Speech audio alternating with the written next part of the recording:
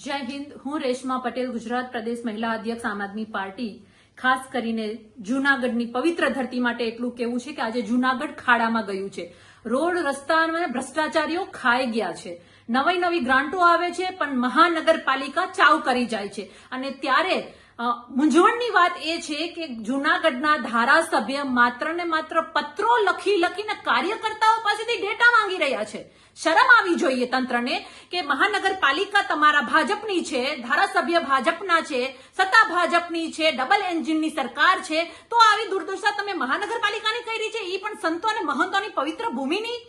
મારે એટલું જ કહેવાનું છે કે તાત્કાલિક ધોરણે જૂનાગઢના રોડ રસ્તા અને જે પ્રજાને હેરાનગતિ ભોગવવી પડે છે એ ન ભોગવવી પડે એટલા માટે સમારકામ કરીને સરખા બનાવો અને વારે વારે તોડવાનું બંધ કરો।